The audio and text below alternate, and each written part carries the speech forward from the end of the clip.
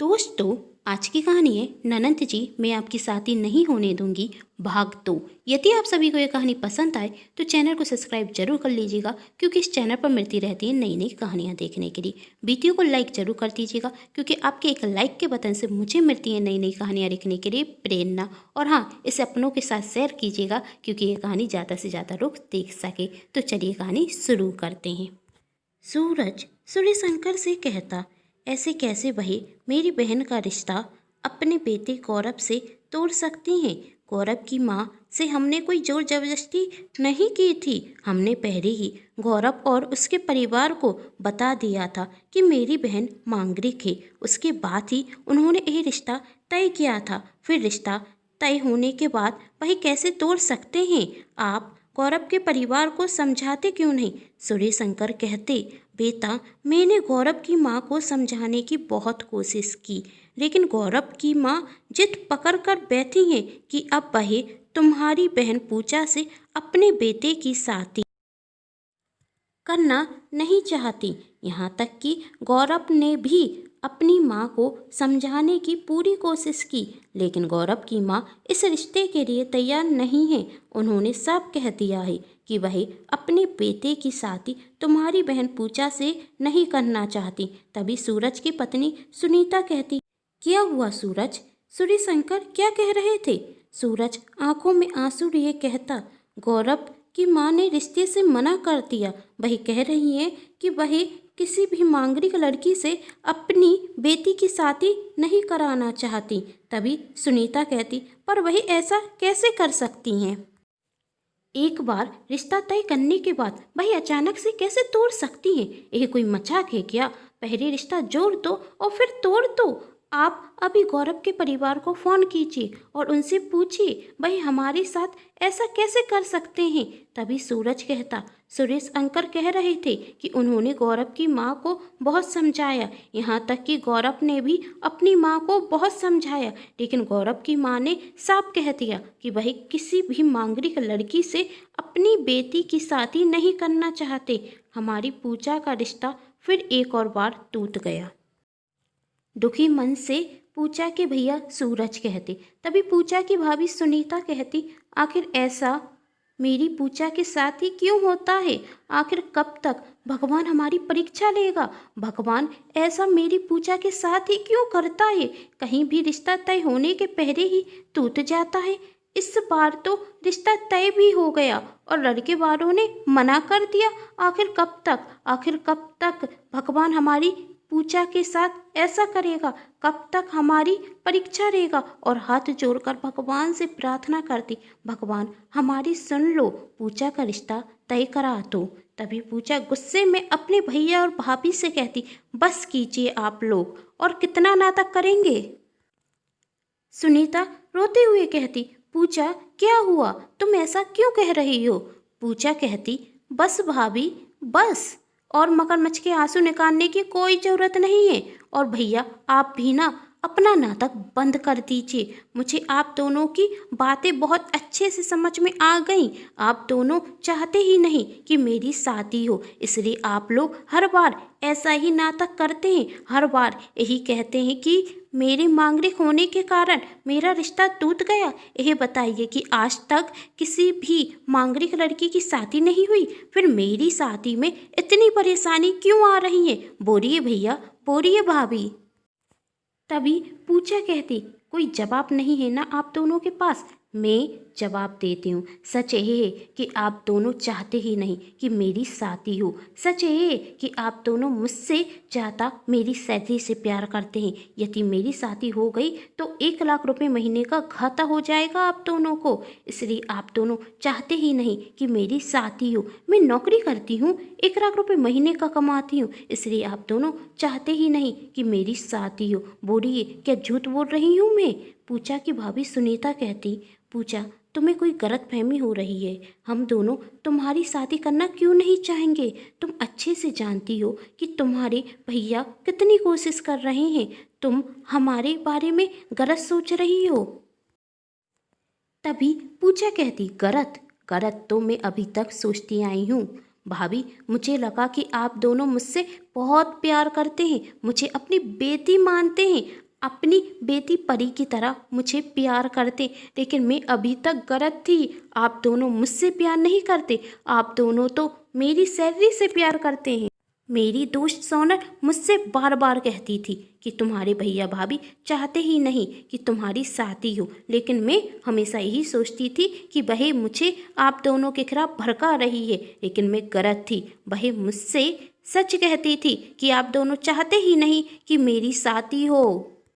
हाँ भाभी, मैं गलत थी क्योंकि मैंने आप दोनों को अपने माता पिता की जगह दी, लेकिन आप दोनों इस लायक थे ही नहीं। मैंने तो आप दोनों को अपनी दुनिया समझा था, यही सोचा था कि पूरी दुनिया मेरे खिलाफ हो सकती है, लेकिन मेरे भैया भाभी कभी भी मेरे लिए बुरा नहीं सोच सकते। वह मुझसे बहुत प्यार करते हैं, लेकिन मैं गलत थी भाभी, गलत। भाभी, यदि आपकी बेटी परी को भी मंगर होता तो क्या उसकी शादी करने में भी आप इतनी ही देर करती? नहीं, फिर आप लोग उसके लिए कोई मांगलिक लड़का ही देखते और उसकी शादी बहुत जल्द कर देते, क्योंकि वह आपकी बेटी है। तो आप बार बार उसके दिल को ठेस नहीं पहुंचाते इस तरीके के नाटक कर कर। आप दोनों मुझे और लोगों को हमेशा यही दिखाते थे कि मुझ में और आप अपनी बेटी परी में कोई अंतर नहीं करते, लेकिन आप तो सिर्फ और सिर्फ अपनी बेटी परी से ही प्यार करते हैं, मुझसे नहीं। तभी वहाँ परी आती और पूजा से कहती, बुआ आप किस तरीके से मम्मी पापा से बात कर रही हैं? आप बहुत अच्छे से जानती हैं कि बचपन से लेकर आज तक आप में और मुझ में मम्मी पापा ने कोई भी अंतर नहीं किया। यदि मुझे एक अच्छे कॉलेज में पढ़ाया है तो आपको भी उसी अच्छे कॉलेज में पढ़ाया है। जैसी परवरिश उन्होंने मेरी की है वैसी ही परवरिश आपकी की है। फिर आप मेरे मम्मी पापा पर गलत आरोप नहीं लगा सकती। बताइए कब मम्मी पापा ने मुझ में और आप में अंतर किया? फिर आप मम्मी पापा पर इतना गलत आरोप क्यों लगा रही हैं? पूजा परी से कहती, तुम बीच में ना ही बोलो तो अच्छा है, और मैं तुमसे कोई भी बहसबाजी करना नहीं चाहती। कहावत तो तुमने भी सुनी होगी, हाथी के दांत खाने के कुछ और दिखाने के कुछ और। यही करते आए हैं आज तक तुम्हारे मम्मी पापा मेरे साथ। सिर्फ दिखावा करते हैं कि वह मुझसे प्यार करते हैं, लेकिन ऐसा कुछ भी नहीं है। वह सिर्फ और सिर्फ तुमसे ही प्यार करते हैं, मुझसे नहीं। और अपने भैया भाभी से कहती, अब आप दोनों को मेरी शादी की चिंता करने की कोई ज़रूरत नहीं। अब मैं समझदार हूँ और अपने लिए एक जीवन साथी खुद ही चुन सकती हूँ। आप दोनों को परेशान होने की कोई ज़रूरत नहीं, कहकर गुस्से में पूजा अपने कमरे में चली जाती और सुनीता की आंखों में आंसू बहने लगते। जिस पूजा को उसने हमेशा अपनी बेटी समझा था, आज वही उसे गलत ठहरा रही थी। सूरज को भी अपनी बहन की बातें सुनकर बहुत दुख होता। उसने तो कभी उम्मीद भी नहीं की थी कि कभी उसकी बहन उससे इस तरीके से भी बात करेगी। पूजा को तो अपने भैया भाभी के आंसू नाटक रख रहे थे। क्या सच में वह नाटक कर रहे थे या यह आंसू सच्चे थे? चलिए जानते हैं। इस तरह कुछ दिन निकल गए और पूजा अपने भैया भाभी से बात तक नहीं कर रही थी। वही सुबह ऑफिस जाती और शाम को घर आ जाती, लेकिन घर पर किसी से कुछ बात नहीं करती। पूजा की भाभी पूजा से बात करने की कोशिश करती, लेकिन पूजा को तो यही लगता कि इन्हें तो सिर्फ मेरे पैसों से ही प्यार है, इसलिए पूजा उनसे कोई मतलब रखना नहीं चाहती थी। अब तो पूजा यह भी सोचने लगी थी कि वह अपने लिए एक अलग से घर ले ले और वहाँ पर जाकर रहे। अब वह अपने भैया भाभी के पास रुकना भी सही नहीं समझती थी। वह सोचती थी ऐसे लालची इंसानों के साथ रहने से अच्छा है कि मैं अकेली ही रहूं, और मैं खुद कमाती हूँ तो मुझे किसी के भी साथ रहने की कोई ज़रूरत नहीं है। इस तरह दिन निकलते गए और एक दिन पूजा जब ऑफिस जाती तो उससे मिलने के लिए सुरेश अंकल आते। अंकल पूजा से कुछ बात करना चाहते थे। पूजा सुरेश अंकल से कहती, यदि आप मेरे भैया भाभी की वकालत करने के लिए यहाँ पर आए हैं तो मुझे आपसे कोई भी बात नहीं करनी। अंकल कहते, बेटा मैं तो अपने बचपन के दोस्त की बेटी से मिलने आया हूँ, क्या मैं अपने बचपन की दोस्त की बेटी से मिल सकता हूँ? पूजा, ठीक है, आपको मुझसे जो भी कहना है जल्दी कहिए, मेरे पास टाइम नहीं है। अंकर कहते, चिंता मत करो बेटी, मैं तुम्हारा ज़्यादा समय नहीं लूँगा। मैं अच्छे से जानता हूँ कि तुम 1 लाख रुपए महीने का कमाती हो, तो तुम्हें काम भी बहुत होगा।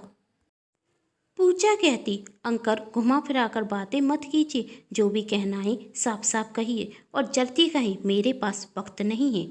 अंकर पूजा के बचपन की कुछ फोटो दिखाते, जिसमें पूजा अपने भैया भाभी के साथ खुश थी, और उस फोटो के जरिए वह पूजा को बताते कि किस तरह तुम जब छोटी थी तो तुम्हारे भैया भाभी तुम्हारा ख्याल रखते थे, बीमार होने पर तुम्हारा ध्यान रखते थे। कोई भी वस्तु जो तुम मांगती थी, यदि महंगी भी होती थी, तो भी वह तुम्हें ला कर देते थे और कहते, तुम अपने भैया भाभी को स्वार्थी कहती हो ना, तो तुमने सच कहा, तुम्हारे भैया स्वार्थी हैं। और पूजा से कहते, जानती हो पूजा, जब तुम छोटी थी और तुम्हारे मम्मी पापा इस दुनिया से चले गए थे, तो तुम्हारे भैया की एक बहुत अच्छी नौकरी लग रही थी, जिसमें उन्हें अच्छी सैलरी भी मिल रही थी। यदि तुम्हारे भैया वही नौकरी करने के लिए चले जाते, तो आज लाखों रुपए वही भी कमा रहे होते तुम्हारी तरह। लेकिन तुम्हारे भैया नौकरी करने के लिए नहीं गए, क्योंकि उस वक्त उनके पास 2 रास्ते थे, या तो वह नौकरी पर जा सकते थे, या तो अपनी छोटी बहन की केयर कर सकते थे। यदि तुम्हारे भैया नौकरी पर चले जाते, तो बहुत सुंदर भविष्य उनका इंतजार कर रहा था। लेकिन वह नौकरी पर सिर्फ इसलिए नहीं गए क्योंकि वह तुम्हारा भविष्य अच्छा करना चाहते थे। तुम्हारे भैया चाहते तो तुम्हें रिश्तेदारों के पास छोड़कर खुद नौकरी पर चले जाते, लेकिन उन्होंने ऐसा नहीं किया, क्योंकि इसमें उनका स्वार्थ छिपा हुआ था। एक भाई का उसकी बहन के लिए प्यार का ही स्वार्थ होगा, शायद लाखों रुपए से तो ज़्यादा का ही होगा, है ना? तभी तो एक अच्छी नौकरी छोड़कर तुम्हारा ख्याल रखना सूरज ने सही समझा और एक छोटी सी नौकरी करने लगा। यही सुनकर पूजा की आंखों में आंसू आ जाते और फिर अंकर कहते, जानती हो पूजा, तुम्हारी भाभी भी गलत थी, तभी तो उसने तुम्हारे भैया से शादी की। यह जानते हुए यदि वह तुम्हारे भैया से शादी करेगी, तो उसे तुम्हारी जिम्मेदारी भी उठानी होगी। लेकिन फिर भी तुम्हारी भाभी सुनीता ने तुम्हारे भैया से शादी की और तुम्हें माँ की तरह प्यार दिया। लेकिन मुझे इसमें यह समझ में नहीं आता, इसमें तुम्हारी भाभी का लालच कहाँ छुपा था। यदि तुम्हारी भाभी चाहती तो तुम्हें स्कूल नहीं भेजती, घर के ही कामों में शुरू से लगा देती, तुम्हारा एडमिशन एक महंगे कॉलेज में नहीं कराती और तुम्हारी छोटी छोटी इच्छाओं को भी पूरा नहीं करती। सिर्फ वह अपना पूरा ध्यान अपनी बेटी परी पर ही देती। लेकिन फिर भी उन्होंने तुम्हारी परवरिश में कोई कमी नहीं छोड़ी, और आज तुम्हें जिस नौकरी का घमंड थे, वह नौकरी भी तुम अपने भैया और भाभी की वजह से ही कर रही हो। यदि वह तुम्हें एक अच्छी शिक्षा नहीं देते, तो आज तुम यह नौकरी भी नहीं करती। और अंकर कहते, उस दिन तुम अपने भैया भाभी से क्या कह रही थी? यदि आपकी बेटी को मंगर होता, तो क्या आप उसकी शादी करने में देर करते? तो अंकर पूजा से कहते, सुनो पूजा, तुम्हारे भैया भाभी की बेटी परी के लिए एक बहुत अच्छा रिश्ता आया था, लेकिन तुम्हारे भैया ने इस रिश्ते से ये कहकर मना कर दिया कि पहले मेरी बहन की शादी होगी। और जब मैंने तुम्हारी भाभी से कहा कि तुम सूरज को समझाओ, तो तुम्हारी भाभी ने यही कहा, अंकर, बड़ी बेटी के होते हुए छोटी बेटी की शादी कैसे करते? पहले तो शादी हमारी पूजा की ही होगी, फिर परी की होगी। अब यहाँ पर मुझे यही समझ में नहीं आता है, यदि वह तुम्हारी शादी कराना ही नहीं चाहते, तो परी की शादी करने से मना क्यों कर दिया? शायद इसमें भी तुम्हारे स्वार्थी भैया भाभी का कोई ना कोई स्वार्थ छुपा ही होगा, पर कौन सा यह तो मुझे नहीं पता, पर तुम तो अच्छे से जानती होगी। तभी पूजा रोते हुए अंकर से कहती, अंकर, मुझसे गलती हो गई, मुझे माफ़ कर दीजिए। अंकर कहती, माफ़ी मांगनी है ना तो अपने भैया भाभी से मांगो, मुझसे नहीं। और अंकर पूजा से कहती, आज तक सूरज ने मुझसे कभी भी कोई बात नहीं छुपाई, लेकिन तुमने जिस तरीके से उससे बात की ना, वही उसने मुझे नहीं बताया था। उस दिन तो सूरज का फ़ोन चालू रह गया था, इसलिए मैंने यह सब सुन लिया, और उस दिन मैंने सोच लिया था कि तुम्हें इस बात का एहसास ज़रूर कराऊंगा कि तुम अपने भैया भाभी के बारे में कितना गलत सोच रही हो। पूजा को अपनी गलती का एहसास होता और वही अपने भैया भाभी से माफ़ी मांगने के लिए घर पर जाती। तो घर पर जाकर देखती कि गौरव और उसका परिवार घर पर आया हुआ है। तभी पूजा की भाभी पूजा के पास जाती और कहती, पूजा अभी मैं तुम्हें फ़ोन करने वाली ही थी। गौरव ने अपनी माँ को मना लिया है और गौरव की माँ भी इस रिश्ते के लिए तैयार है। वह तुम्हें अपने घर की बहू बनाना चाहती हैं और यहाँ तक कि वह आज ही तुम्हारे और गौरव की सगाई करना चाहते हैं। तो अच्छा हुआ कि तुम ऑफिस से जल्दी घर आ गई। चलो मेरे साथ कमरे में चलकर तैयार हो जाओ। पूजा अपनी भाभी के साथ अपने कमरे में जाती और रोते हुए अपनी भाभी के गले लग जाती। पूजा की भाभी कहती, क्या हुआ, तुम रो क्यों रही हो? पूजा कहती, भाभी मुझे माफ़ कर दीजिए, मुझसे गलती हो गई। मैंने उस दिन गुस्से में आपसे और भैया से क्या क्या कह दिया। यदि आज सुरेश अंकल मुझे समझाते नहीं तो मुझे तो अपनी गलती का एहसास तक नहीं होता। तभी पूजा के भैया वहाँ आते और कहते, कोई बात नहीं, बच्चों से गलती हो जाती है, अब जल्दी से तैयार होकर नीचे आ जा। पूजा रोते हुए कहती, भैया भाभी आप दोनों कितने अच्छे हैं, मैं कितनी खुशकिस्मत हूँ कि मुझे आप जैसे भैया भाभी मिले, लेकिन मैं मूर्ख आप दोनों को समझ ही नहीं सकी, मुझे माफ़ कर दीजिए। तभी परी वहाँ आकर कहती, बुआ रोना बंद कर दीजिए, यदि आप रोएंगी तो आपकी आंखें सूज जाएंगी और फिर फोटो अच्छी नहीं आएगी। ये सुनकर वह चारों हंसने लगते और पूजा की भाभी पूजा को तैयार करने लगती और पूजा अपने मन में सोच रही थी, मेरे भैया भाभी सच में कितने अच्छे। मैंने उस दिन अपने भैया भाभी से क्या कुछ कह दिया, लेकिन उन्होंने मुझे इतनी जल्दी माफ़ कर दिया।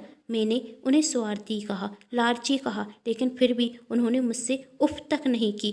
मैं उन्हें सुनाती जा रही थी और उन्होंने मुझसे कुछ नहीं कहा और आज भाभी मुझसे ऐसे बात कर रही हैं जैसे हमारे बीच कुछ हुआ ही नहीं था। आज के बाद मैं इस बात का ध्यान रखूंगी कि मेरी किसी भी बात से मेरे भैया भाभी को ठेस ना पहुँचे। मैं एक अच्छी बेटी बनकर ही बताऊंगी। तभी पूजा की भाभी पूजा से कहती, क्या सोच रही हो? पूजा, कुछ नहीं, तो जल्दी से नीचे चलो, अब तुम तैयार हो।